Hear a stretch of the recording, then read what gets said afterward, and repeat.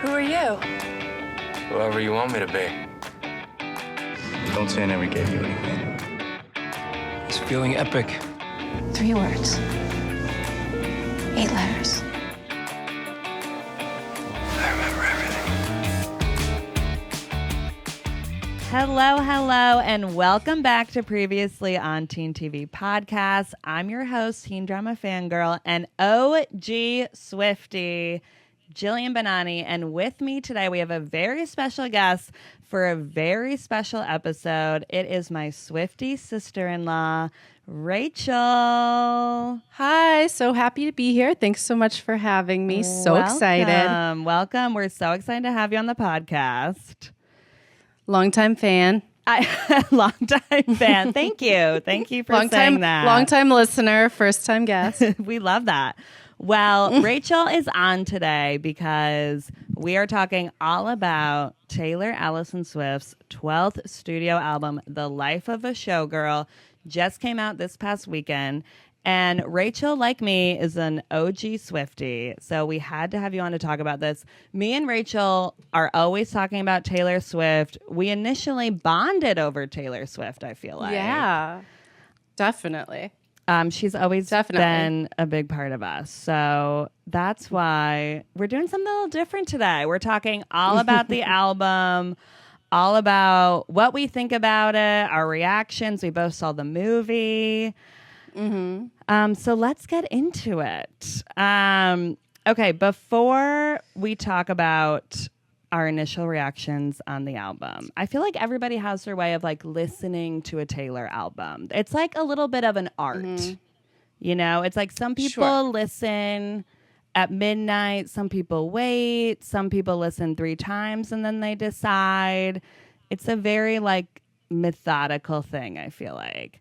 So I listened at midnight, which sometimes I'm like, why am I doing this? Yeah, which did not work for me. So I listened at 7:30 a.m. post-school drop-off on my walk. Okay, that's my post-school drop-off walk. That sounds nice, though. That's a good... No, it was so nice. Outside, earphones in, walking. Nature, walking. Beautiful. I was just on the couch and I was like, am I listening? Like, am I hearing this or am I tired? I awake? Yeah. But I like that this one was a little shorter, honestly. That's why I felt like I listened at midnight this time. I don't always do that, or I listen to like 5 tracks and then I'm like, okay, I gotta go to bed. But I like that this one was a little bit doable at midnight. So I was like, I'm gonna do it. And as I was listening, I was like, okay, I was bopping along from the beginning. Yeah. I will say there is nothing like that first line of a new Taylor Swift album. Like the first time you hear her voice in your ears and you're like, she's back. She's back. I know. I will say, I was just going to say my favorite first line ever, I think was Folklore. I think was like, I'm doing good. I'm on some new shit. Like, and that was like, summer, August 2020. Yeah. And it was just like, we just needed it so bad. I'm doing good. I'm on some new shit. So it didn't hit quite like that, but that's nothing true. can. That's true. Nothing can. I do really remember that first line of Folklore because it was such a surprise.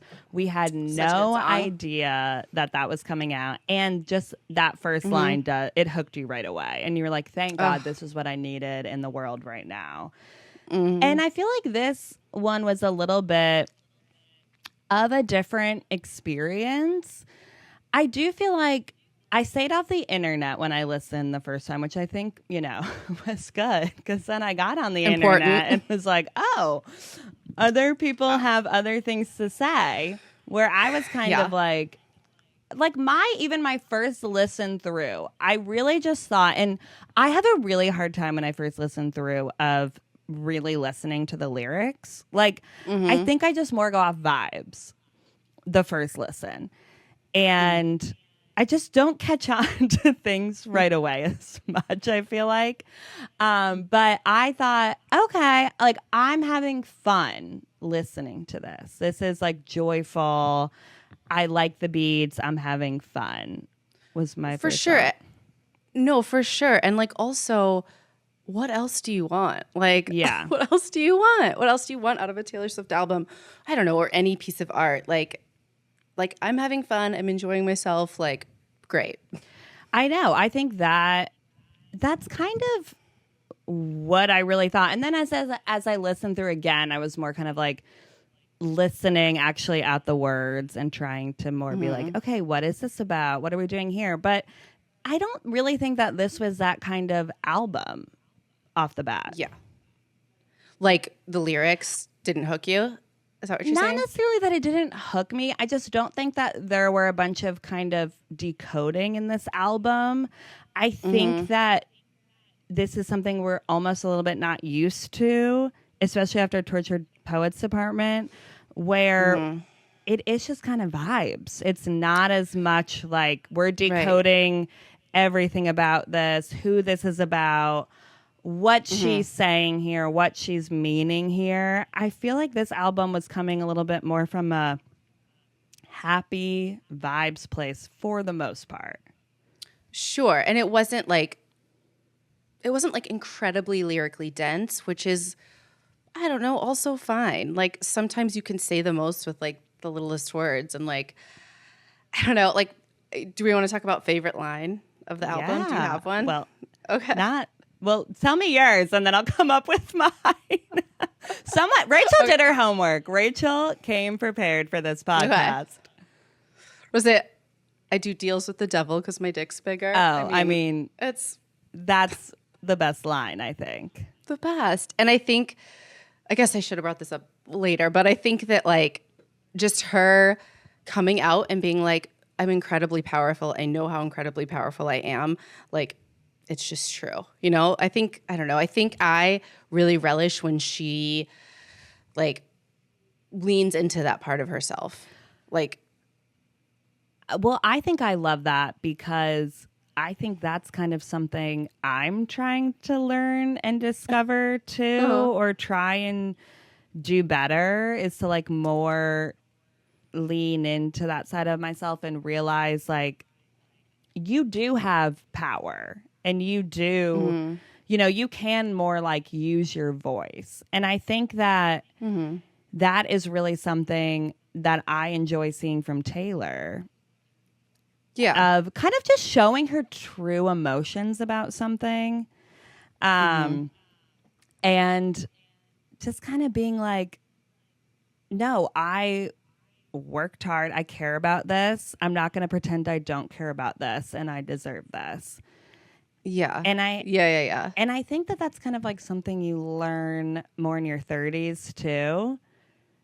And I feel like this was a very kind of 30s album.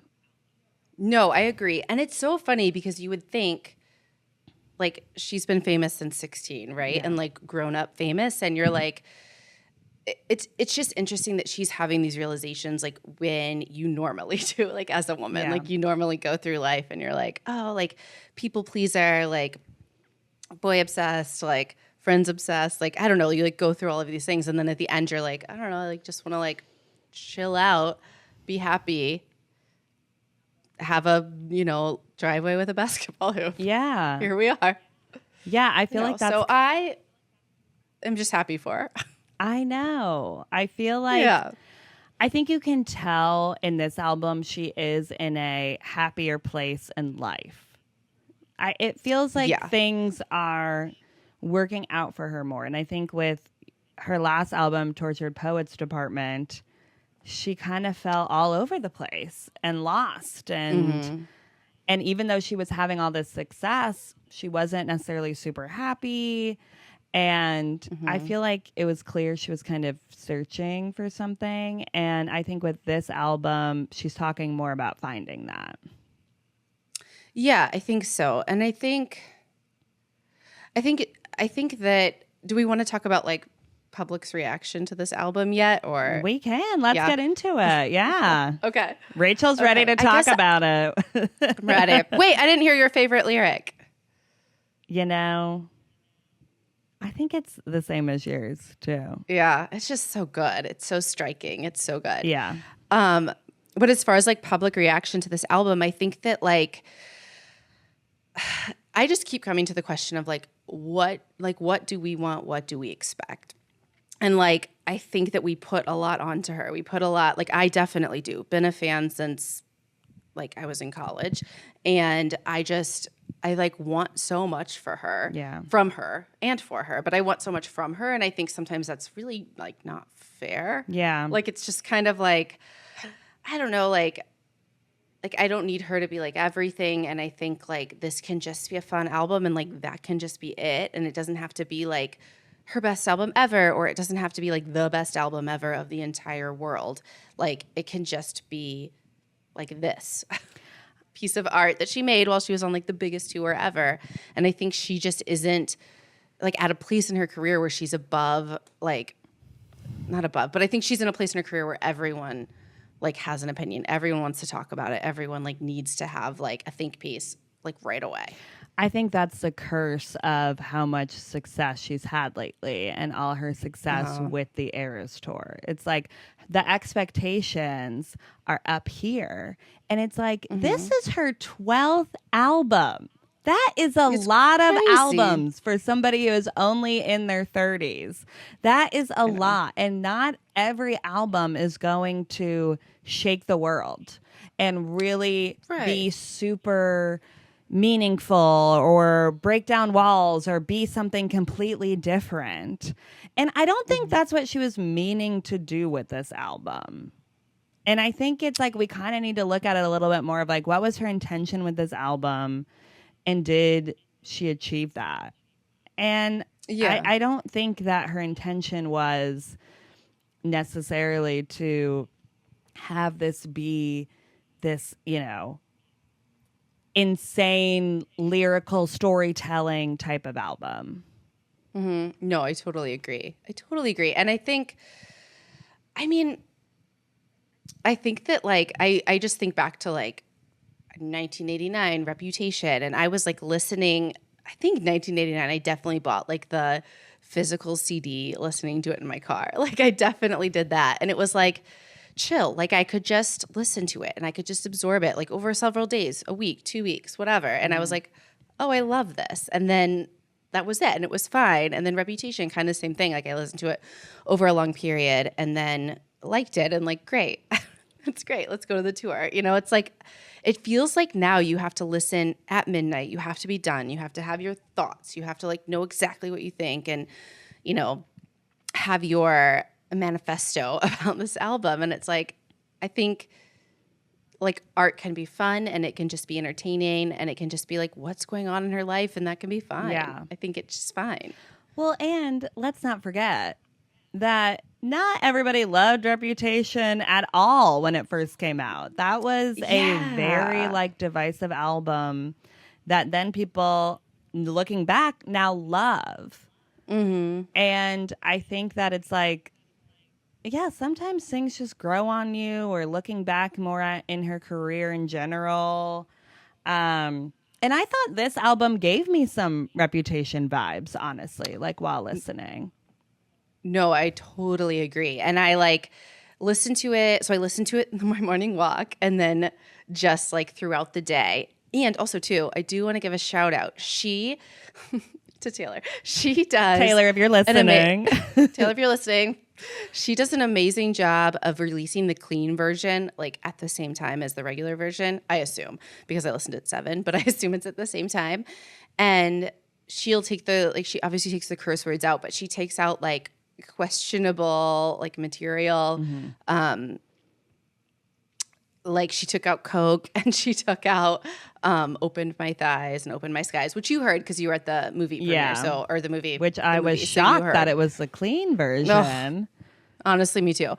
But it's great because then I'm like, oh, cool. Like I can like listen to this with my kids in the car. I can like kind of go. And I think, I really think that speaks to your theory of like, this is an album for the 30s. Like, let's just all let that be fine. And she's 35. Like she's right there. And I get that. I'm sure younger audiences find that a little cringe, or some of these songs maybe a little cringe. But I almost am proud of her for not feeling like, oh, I have to be this way. I have to try and be cool. I have to try and do this. Because I think we've heard so much about her trying to be that. And it's just not who she is, and it's not who she's ever been. It's not who she's going to be. So I'm kind of like proud of her for more leaning into that because it feels more authentic to who she is. Oh, sure. She has never been so, like, obviously so extremely talented from a young age on multiple reasons, but she's never been like effortless. Yeah. She's always been effortful. And I think that's great. Like, great. I think that's great. Like, she's never been, I mean, she, like, there's a song about it. She's like never been the cool girl, like multiple songs about it. Like, she is very thoughtful, intentional. Like, yeah, I'm proud of her too. Yeah, for making this album where she's like, okay, like it's just for me. It's fun. Like I'm on this Eras tour. I'm like going to Sweden. I'm making this album. Like, is it Sweden or Switzerland? Sweden. Yeah. Okay. Because I don't want to get that wrong. Don't want to get that wrong. How tired is she? The way that she recorded this entire album in Sweden is like crazy to me. I know. But I also think it's like maybe people's expectations were a little bit of, are we going to get kind of like the dark side of the Eras tour and like being that successful and just kind of like that time in her life? And I think we just already got that on Tortured Poets Department. So this was the other side. This was coming out of that, I think. She made 2 albums during the Eras tour. It's crazy. Right? Like that's She's right, gotta right? be tired. Tortured Poets. She's got to be like, tired. It is. I'm tired. Really crazy. I'm tired of all these albums. No, I'm not tired. actually tired.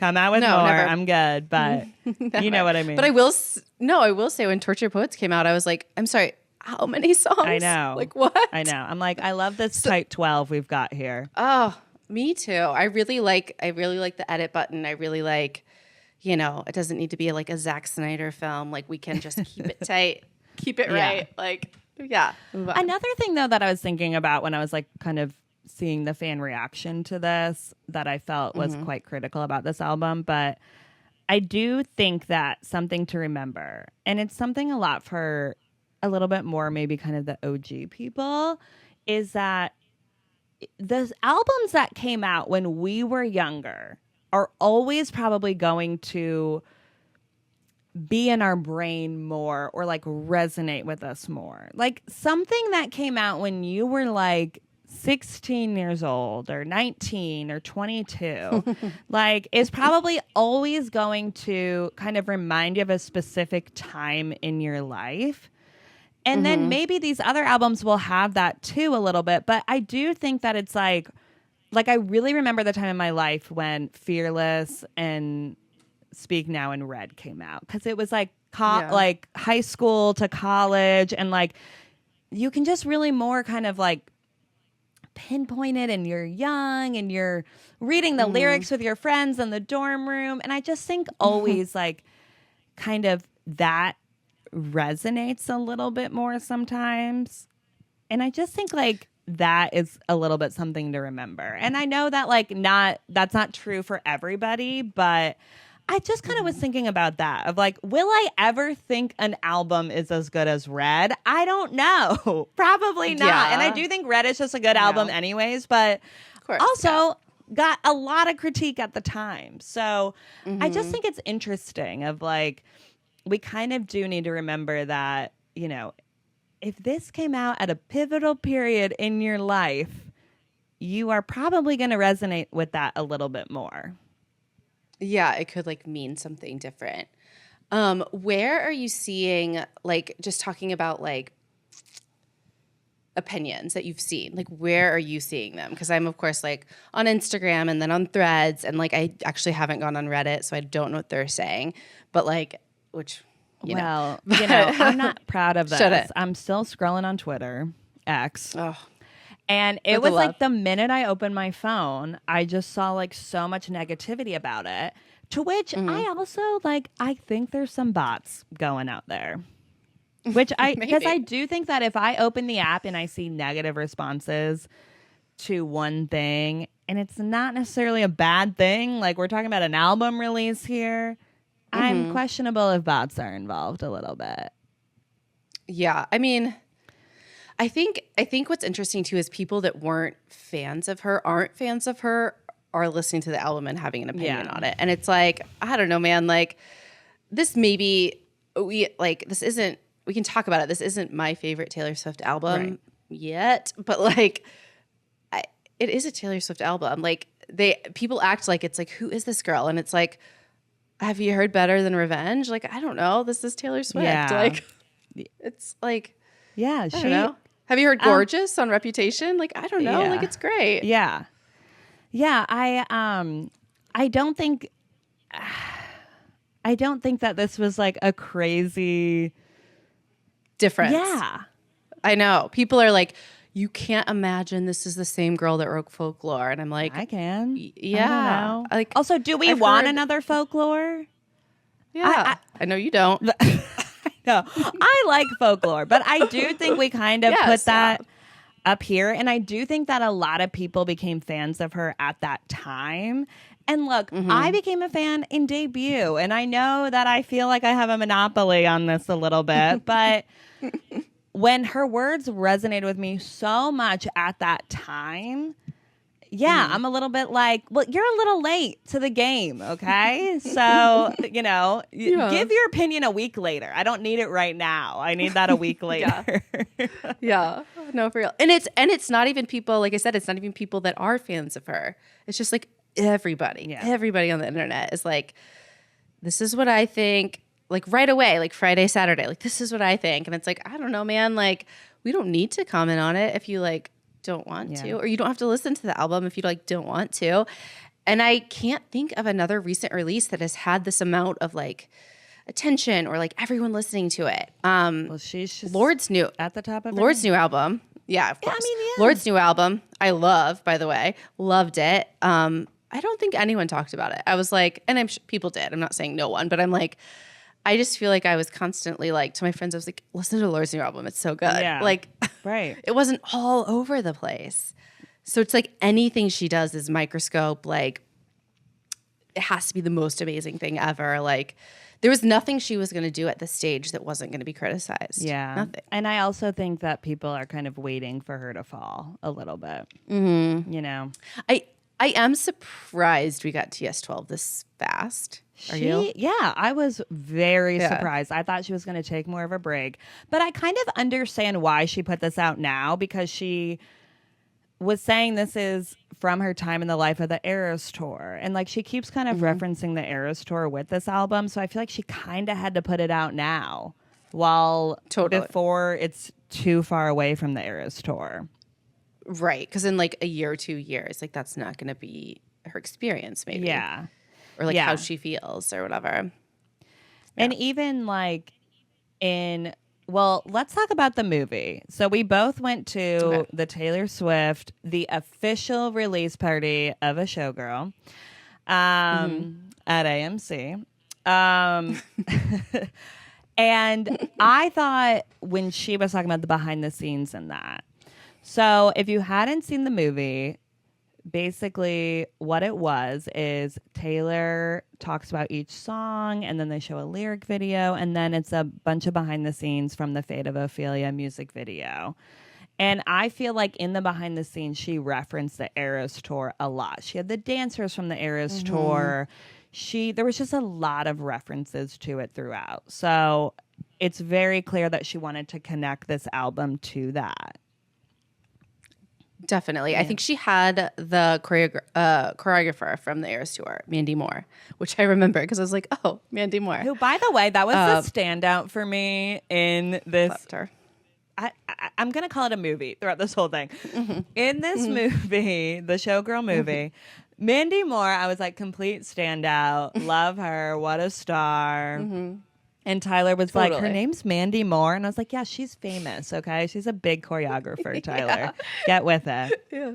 Yeah. And she is like older than Mandy Moore, like actress. So it is just funny. But no, I loved it. And I think people were like, I don't know, they were kind of like, what is this movie? And I'm like, I was like, totally under the impression that it was going to be like lyric videos and her introducing every song and like music. Like I didn't think it was going to be anything more than that. Yeah. And also too, I think your tickets were $12, but my tickets were $12. In New York City, I think they were like 20 something. I can't remember. Yeah. I bought those in a flash. I don't remember what I paid. I was just trying to get as many as I could, and it was a mess. I need them. But no, I've always loved lyric videos, so I'm like, more is more. More is more. I'll do it. And it was just so fun to like take time, sit and listen to an album with my friend, and like, you know, it was great. I feel like my theater was very interactive too. There were people kind of like yelling the lyrics, and we were all kind of like chatting throughout, which was fun. It was like a loose vibe. A lot of, I had a Prosecco in the movie. We were all, it was like a party kind of. And I mean, what I want from Taylor is for her to talk about songs and to tell us the inspiration around it. So her kind of introducing each song, telling us what the inspiration was, like, that's what I want. That's what I love. I wish she would do that for everything. Oh, definitely. And I think she used to, for like the Target Deluxe exclusives that she used to sell, like Red 1989. I don't think Reputation. Maybe Reputation. I can't remember. No, I don't think so. But she had not since Red. She didn't do it for 1989 either. It was like a poem or something. Oh. But it's when she would write in the liner notes, and then we would all guess what the song was about. And that was a time. That was a time. But she would do the like little interludes of like, maybe it was Red. Yeah. I don't know. Like what the song was about, and like, or just like, this is how we made it, or like, I don't know. And it was just like so interesting. And I loved that. And I loved in the movie, I loved the behind the scenes of the music video. Yeah. Like that was really, really fun to watch. Which it was the Fate of Ophelia music video. And I think that truly is one of her better music videos. I loved this video. Totally. I thought it was so great. So creative. Her bread made an appearance, which I love. She's so proud of that sourdough. Oh my gosh. I know. And it was so funny, like in the podcast, people were saying that sourdough was like an Easter egg to her playing at the Super Bowl. Do you remember all of that? And I was like, I don't know, girl. Like, I think she's just a 35-year-old that likes to make sourdough. Like, I have friends like that. And same when I was watching the podcast, like eyes glaze over when she talks about sourdough. Same with my friends, like eyes glaze over. I'm like, yeah, but that's what they do when I talk about plants. So it is what it is. I think it's Taylor's way of telling us, I'm just like you guys. Like, this is what I like to do. I do think that she kind of tries to relate to people in that way. And I'm like, girly, you are not like us. But keep telling us that. But sure, like, we'll accept that. We'll take it. But I'm like, girly, you are not. You are not. Yeah.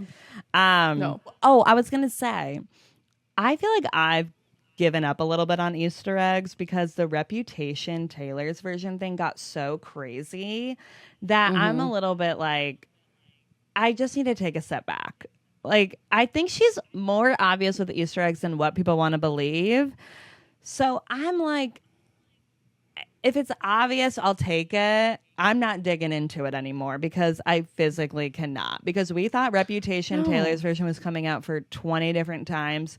She never even finished recording it. And that was really eye-opening to me. I know. No, I totally agree. I saw a thread, I guess. I don't know what you call like the individual threads, but I saw a thread, whatever, that somebody was like, I treat Easter eggs like I treat work. Like, that's not my department. I'll like read the email, but like not my department to figure out. And that's exactly how I feel. I'm like, I don't have time. I don't have the energy. Like, you will send me a text via Taylor Nation, or you will send me an email when there's something to do, and I'll do it. What I do think is a little bit funny though about this album rollout and then the movie is that she's #1 at the box office and the #1 album. And I'm a little bit like, #1 album is no longer good enough for her. She's like, I need more. I need more. So I got to do the box office. And it's like, that's who Taylor is. Never satisfied. Yeah. I always never satisfied. I joke that Taylor has a hole in her heart. And I mean that in like a Michael Jordan way. Like, where it is like, I think her and Michael Jordan are so similar. And people need to make this comparison more. Because it's like Michael Jordan, like, You're always striving for more. You take things very like to heart and personally if somebody does something to you. And they are extremely similar. And I think Michael Jordan had a hole in his heart where it's just like, it's never filled. You can win as many games as you want. It's not filled. And I think with Taylor, it's like, she can win all the Grammys. She can have as many #1 albums and it's not filled. So she's like, all right, now I got to do a movie. Like now I got to get #1 at the movie theater as well as the CD. But I like it because it keeps things interesting. You never know what she'll do next.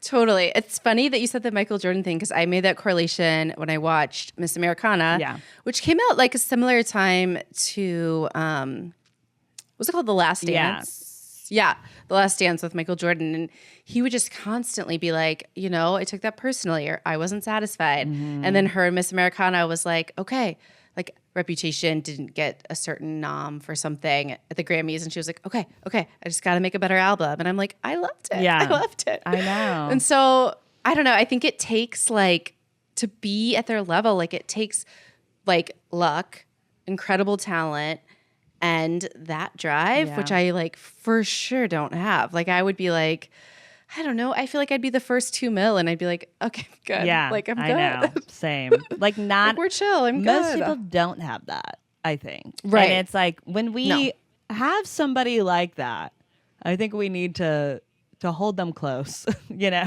especially when they're giving us something. All right, let's get into our top 5 songs of the album. So we always do a top 5 on this podcast. Me and Rachel are each going to give our top 5 songs of Life of a Showgirl. Okay, so my number 5 is Wood. And I think that this is a song that we will really remember from the album and what people are going to talk about, which is Travis's thing, you know?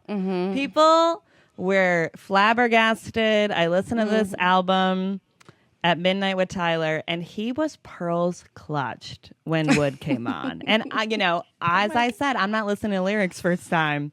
And he goes, oh, my God, did you just hear what she said? And I was like, no, like, I wasn't listening. And he was, like, pearls clutched at the open my thighs line. Oh, my God. That's so funny. It was, like, surprising. It was surprising. But, like honestly, wasn't it so clever? Like I liked it. The redwood like the tree. Superstition.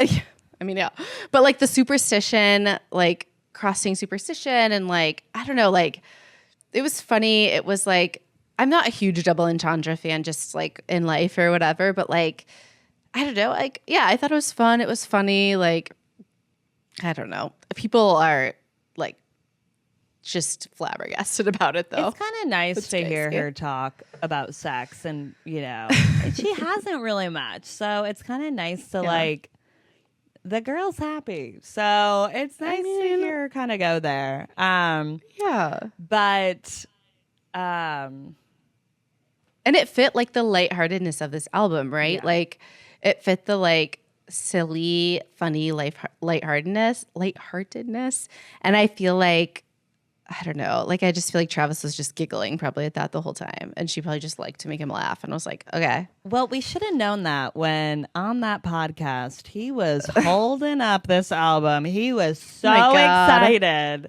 And I feel like he was really telling us, like, wait till you hear Wood, guys. Like, he is so proud. He's so happy.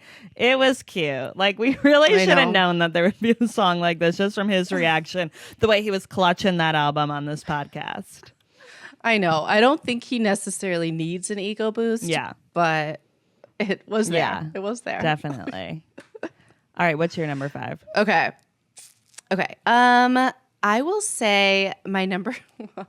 I have 2. Okay. Because I like could not That's pick. fair. So, okay. Which shows we really like this album because we both struggled to pick a top 5. Sure. Yeah. And you said 5 and I was like, do I have 5 that I love? And then I was like, oh my God, I do. Like I have more, like for sure. Okay. Life of a Showgirl was one of my number 5s. And I think like I love the message. Like I love like the end where she's talking and there's the crowd and Sabrina's talking and all of that. Like, I love that she's like, yeah, I'm in this. Like, it's not 100% perfect all the time, but like, I love it and I'm a showgirl and like, that is what it is. And I liked that a lot. Yeah, and I don't really have anything else to say about it. Like, it was fun. I liked it. I really love that song. I feel like that's what she's really trying to say kind of with this album of what the life is like and that it's hard, but she loves it. Did you see like the stuff about how it sounds a lot like Cool from Jonas Brothers? I did see that. Yeah, which I have not heard as a non Jonas Brothers fan. Whoa. Heard. I've heard it. I know. It does. So I haven't heard it, but I'm sure she credited them. I don't know. We'll see. We'll see. She better. I don't know.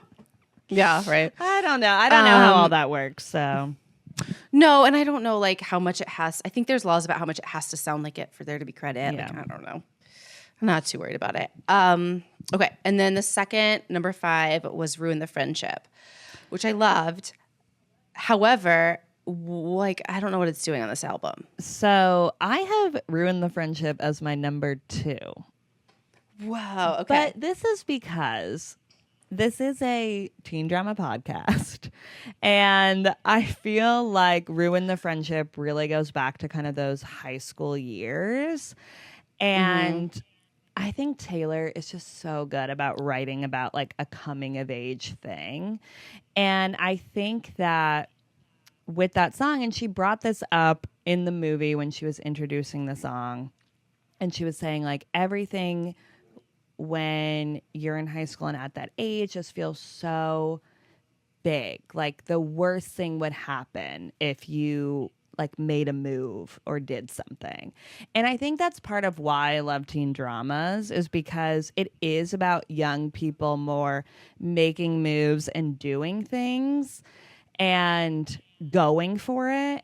And I don't think that's true about real life. I think in real life, when you're young, you're not going for things. You're kind of sitting by waiting for things to happen to you. So I love that this song is more about you should take the chance and should do it. So that's why I love this song. And I know that it's clearly, then when we get to later in the song, it seems, you know, to be about her, to be a personal story about her friend from high school who had passed away young. And I think, though, that's kind of why I like this too, of I think she just can always write about that time in her life. And I don't think this song is fully just about that guy. And I think that that's something that people maybe should like kind of realize, is that not every song is just about one thing. Like if I had to guess, I would think maybe one of her friends was going through something of like, oh, should I make a move on this guy that we're friends with or whatever? Maybe it reminded her of this time. Like, I don't think it's necessarily like just about her experience with this. Yeah. And maybe that was like happening at the time of the Eras Tour, basically. Yeah. Like, and I don't know, but I just think that I like to try and think about that there's more than one influence for a song. It doesn't have to be like that she's writing about this guy from high school now. Maybe like something happened with somebody else that reminded her of this or whatnot. Anyways, I did really like this song. I think it's higher up for me, but probably just because of like, I don't know, my experience and what I think this song is saying.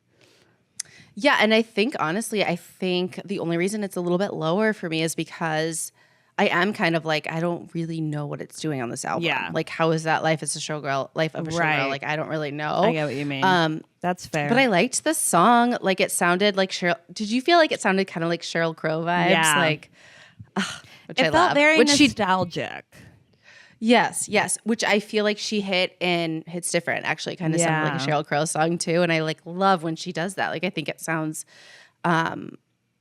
like authentic to her, to Taylor too, like maybe to like country Taylor and like whatever. But like, no, I did love the song. I just was kind of like confused about the placement on an album when there was only 12 songs. I think that's fair. I think that is a fair question to ask for this song. I think I'm just like, anytime Taylor writes about high school, I'm here for it. Also, like as somebody who ended up ruining a friendship and it worked out, referring to me and Tyler, I just think I am like, I agree with her. I do think you should go for it if you're feeling it. And as somebody who was scared to do that, I like the song. And I think that like there's not a lot written about that. So okay, fair. But again, that's what's great about Taylor is that we love things that we feel more connected to. Mm-hmm. Yeah. All right, going on to our number 4. Wow, we got to get moving. Sorry. I'm loving it. It's just so funny. I'm like, this always happens where we hit our top 5 later on. All right, number 4 for me is Opalite. Because I just think it's a happy, fun song. And every time that it comes on when I've been listening, I'm like, wait, what song is this? I like it. Mm-hmm. I just love the first half of the album. Yeah, honestly, I think me too. So that song, when I was listening to it, I liked it too. I didn't love, which I don't know what this says about me, but I didn't love the like,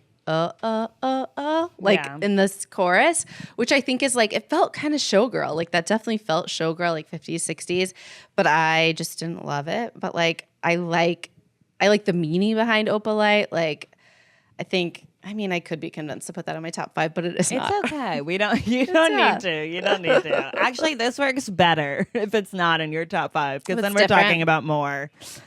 Yep. So what's your number 4? Honey. I loved Honey. That's an honorable mention for me. I really, really love Honey.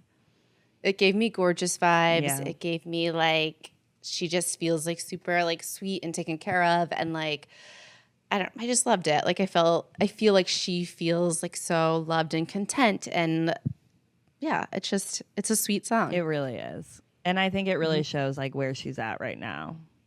Mm-hmm. All right, my number 3, Father Figure. Okay, that is my number 1. Okay, I love that. Yeah. It's very good. I mean, this is classic Taylor Swift. This is the most Taylor Swift song on the album, I think. I think, which explains why it's my number 1 for sure. And I 100% think that this song is about Scott Borchetta and not Olivia Rodrigo. Oh, I didn't even know that was in the conversation. A lot of people are saying it's about Olivia Rodrigo and their whole thing where Taylor asked to be paid for the rights. I think it's obviously about Scott and everything that they went through. And you know why I really think that is because when I read those lover diaries, okay? Mm-hmm. I read those back to back.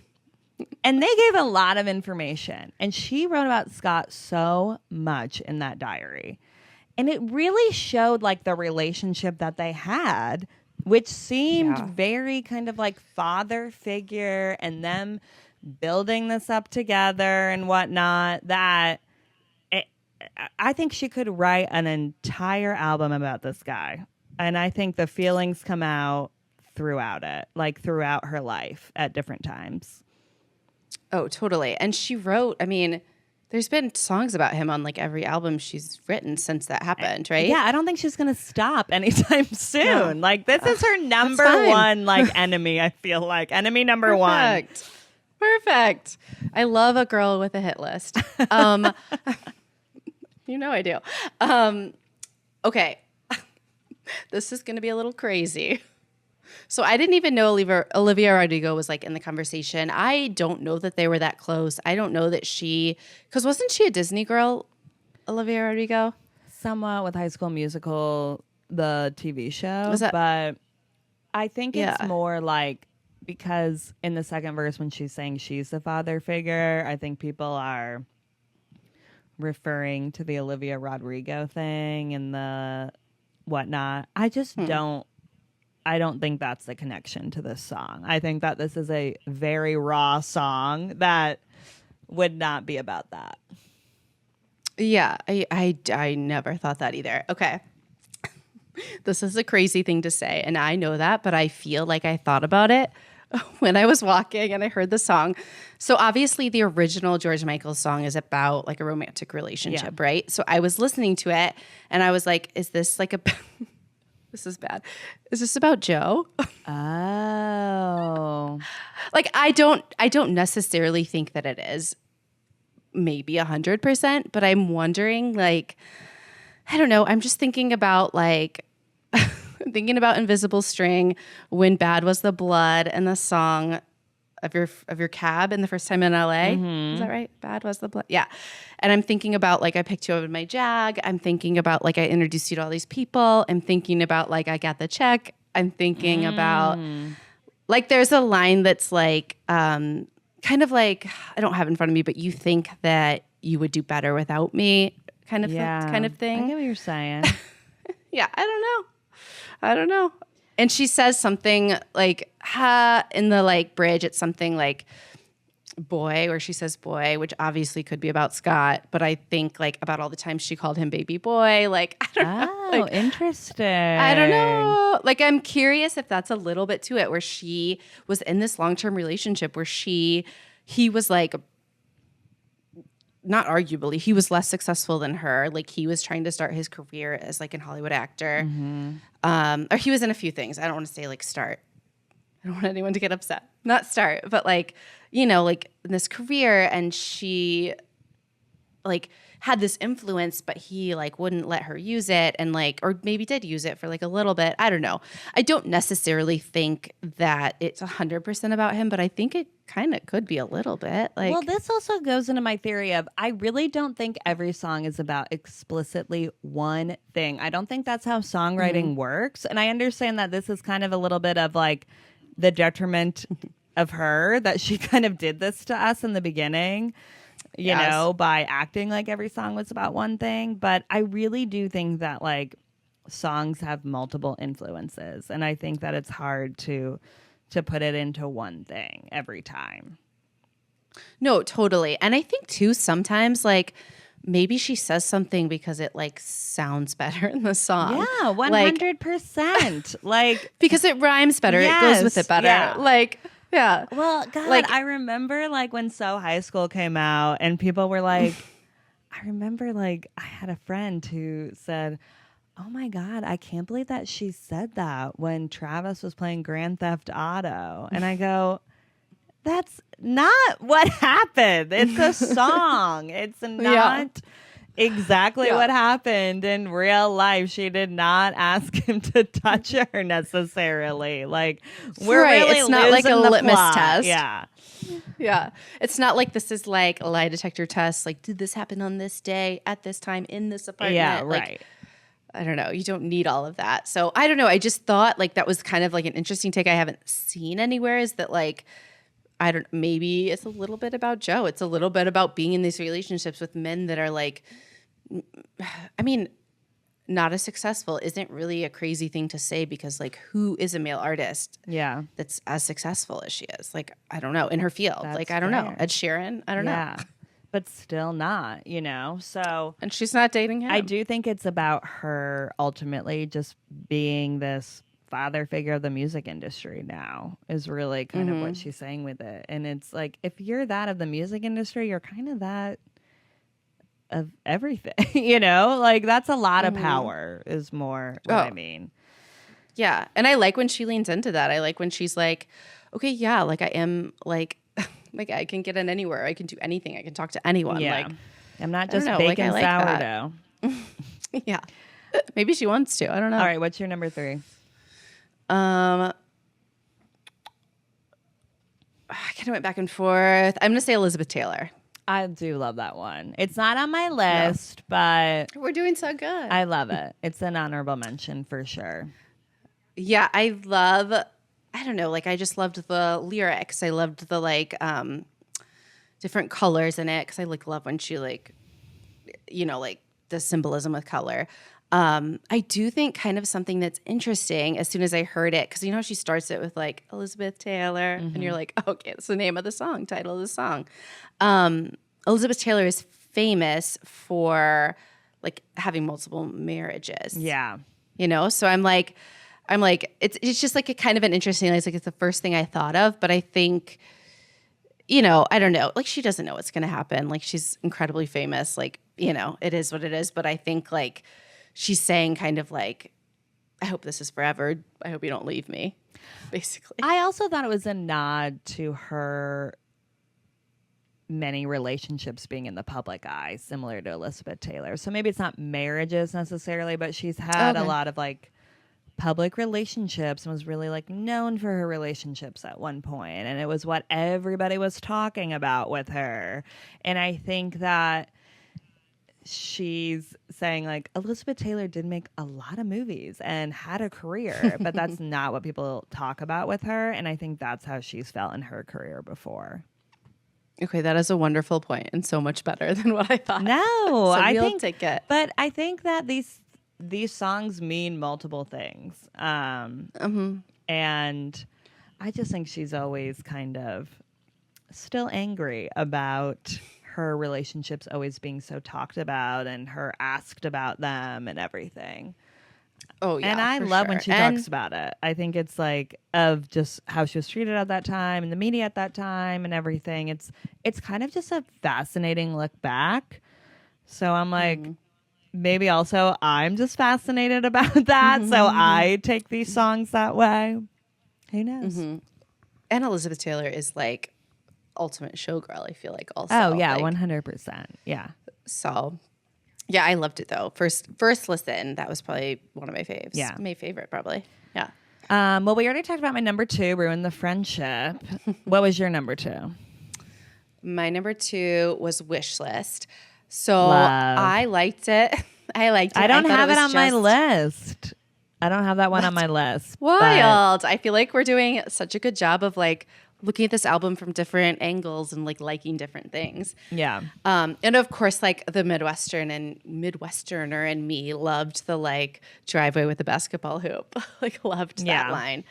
So I just liked that she was just saying like literally I can have anything I want. I have like the money and the influence and the access to like anything I want in the entire world, but all I want is you. And I just think, and like I don't know if a simple life, but like it sounds like it. And and of course she dropped a couple kids line, which I was like, oh my God, which of course is not about like, she doesn't have to have children, obviously, but I just think she'll be such a beautiful writer about like the motherhood experience. And I think that is something that I'll relate to and like love to hear from her perspective since it's such a crazy ride. So I'm really excited.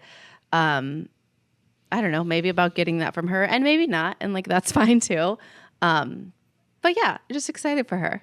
I know. I do think she writes about that so well when I do kind of think I'm like, but would you just be happy with that? I don't know. Like, I don't really believe her when she says that, but like she writes about it all so beautifully.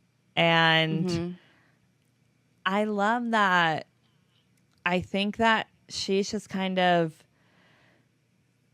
I do love when she like writes about the future and we're like, it's just nice. It feels very like she's talking about the future in a very positive way, which is nice after I feel like Midnight's she wasn't.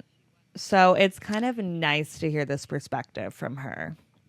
No, I totally agree. And also like all the things can be true, right? Like she can, if she wants, like have a family and also still make music. Like those things aren't mutually exclusive like at all, especially for someone of her privilege. Like it's just I feel like it's like she's more realizing she can have it all, which is nice. And she can. Yeah.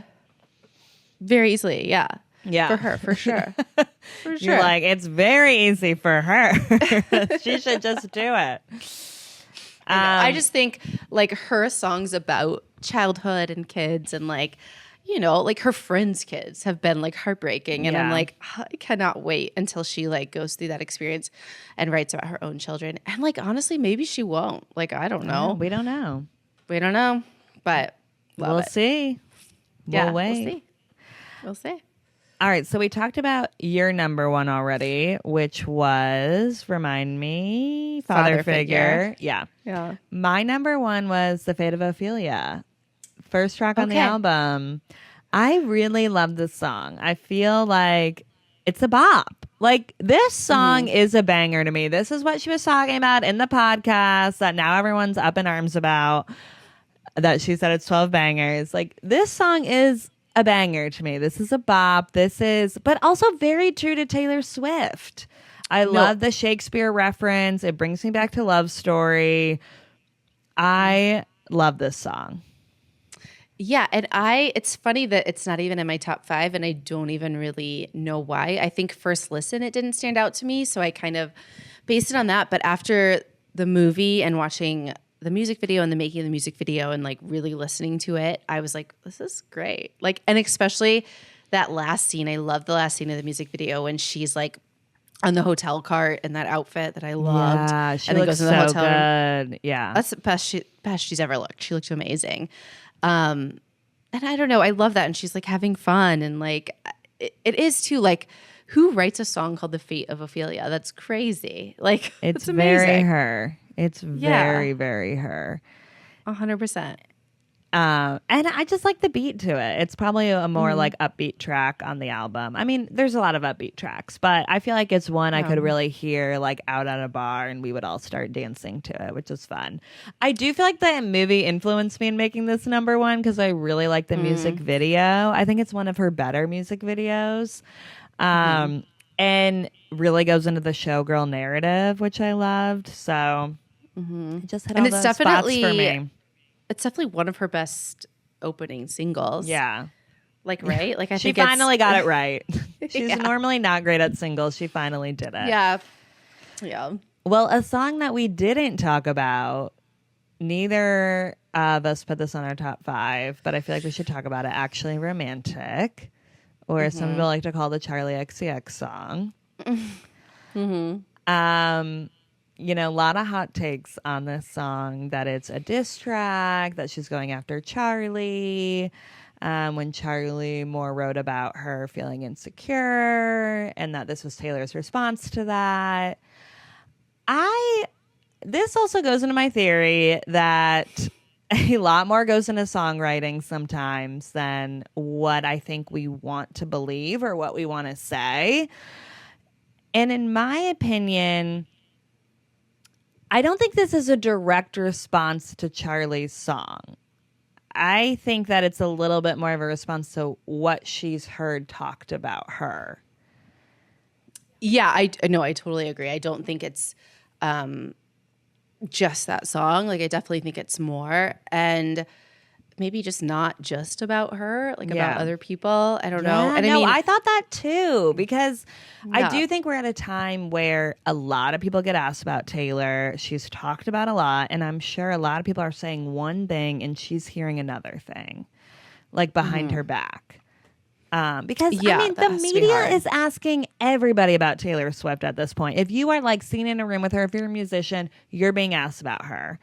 And I'm sure maybe like what people are saying front facing is different than what they're saying like amongst her friends or whatnot. And I'm sure a lot of it's getting back to her. So I actually think that it's not just about one person. And I know obviously that there are lines in this that correlate right to Charlie XCX. And I think that's true. But I think that it could also be about just what she's heard about a lot of people say about her and people that she doesn't really think about that much. Yeah, and I think the problem with her writing like a diss track or whatever, like her writing about it at all, is like because she is Taylor Swift right now, it's always punching down. Like Yeah. it's always like Yeah. there's no like I don't know, like if she I don't know, like Better Than Revenge is kind of like what I correlated that song to. And at that time in her career, like it was a sideways punch, maybe a punch up, I don't know, but like it wasn't she's such a powerful titan right now. It feels like a punch down, and I think that's what people didn't like, you know? And I just think she's always going to be a little bit petty. It's just who kind of she is. Like, it is what it is. Yeah. But maybe it comes back to like our expectations of her and like what we want from her. Yeah. And it's like, maybe, I don't know, like maybe we want her to be cool and above it all, but like she just isn't. Like, that's just not who she is. Exactly. I think that is a lot of what it is. I think people always want her to take the higher road, but I also don't think they put that expectation on other people. Or themselves. Yeah. Yeah. And it's just kind of, it's like that Michael Jordan quote. Going back to Michael Jordan, I took that personally. Like, that's what Michael Jordan said on that doc. And I think it's very similar for her, too. And I do think that this song kind of showcases her insecurity a bit, too, that they were all talking about her. And it's almost like, her saying, oh, it's actually romantic that you keep talking about me. It's almost like what maybe a parent would like tell a kid of like, well, they're talking about you because, they must love you. They're obsessed with you or something. Like to me, I think it showcases a lot of her insecurities about it, actually. Yeah, because it obviously like matters to her. Yes. And I think it's kind write of a song. I think it's kind of tongue in cheek in that way. Like, I think she is kind of trying to say that like it does matter to her. And I think that it bothers her a little bit that she never felt accepted by this like cooler group.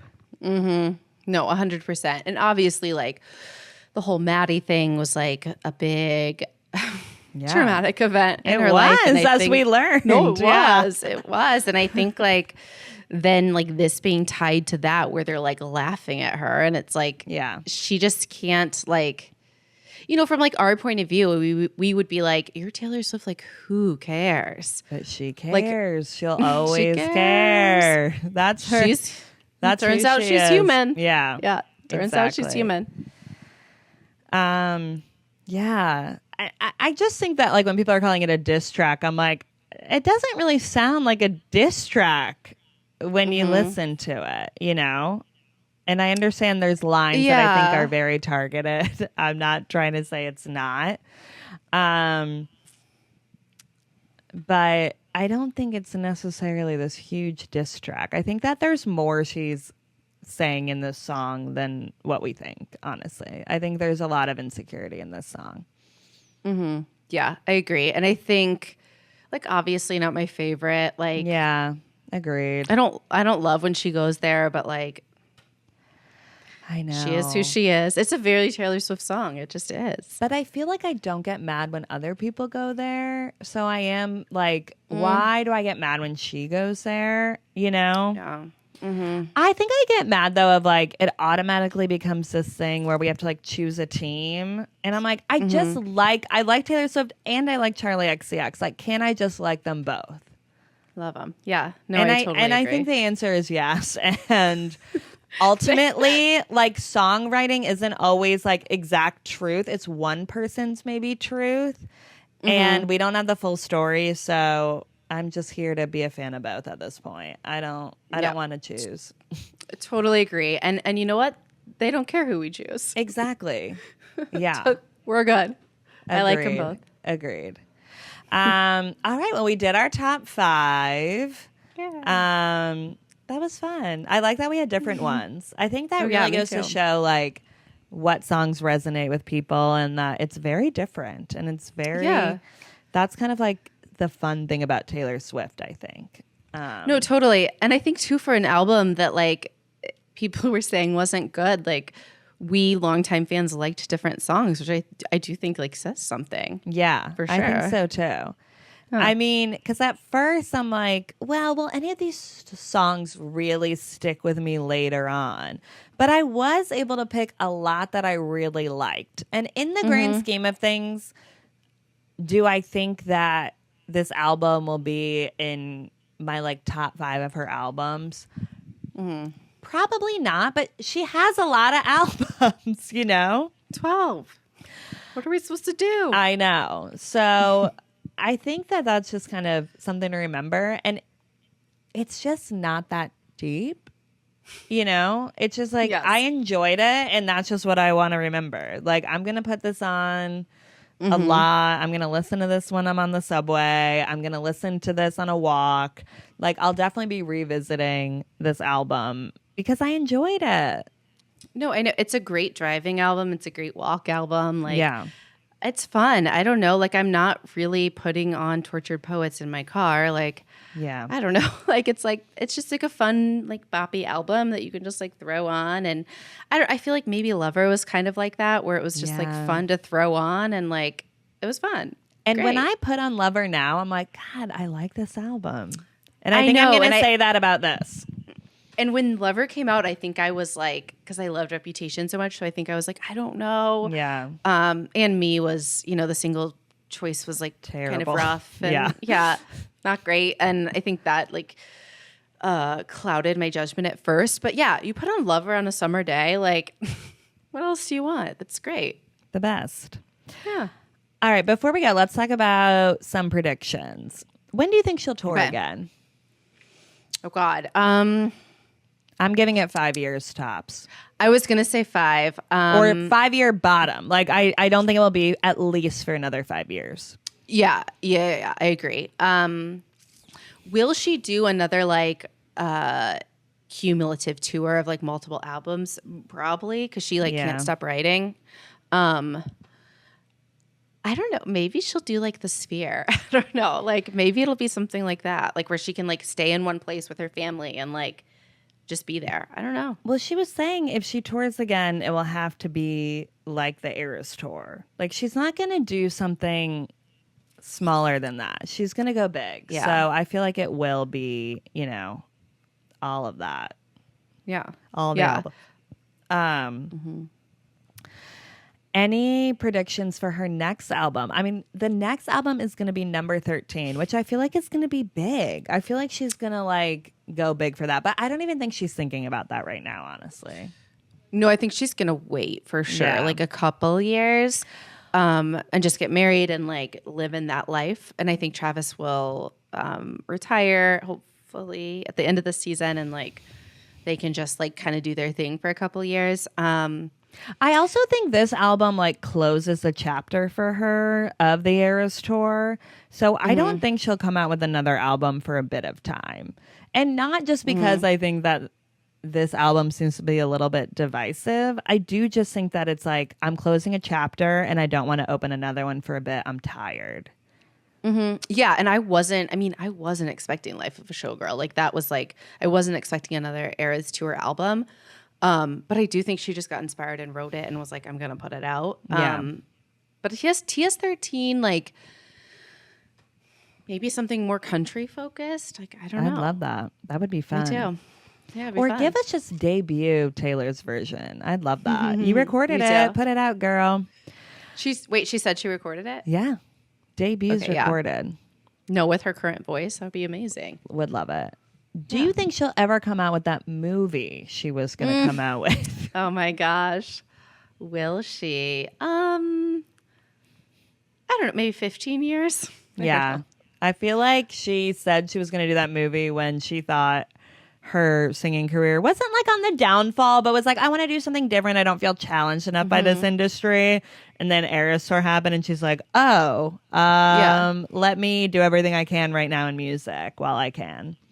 Yeah, I think like she, just might get older and be like, I just want to do this now, and I will, and she'll probably be so successful, and I'll see it, obviously. And any predictions for the Taylor Travis wedding? Where do you think it will be? What are your thoughts? What do you think is going to happen? I feel like I feel like she's already said it's going to be a big wedding. She doesn't want to like have to decide, and keeping it smaller is more stressful, which if I had unlimited money, I would just go big too. So I get that. I couldn't even believe she gave us that information.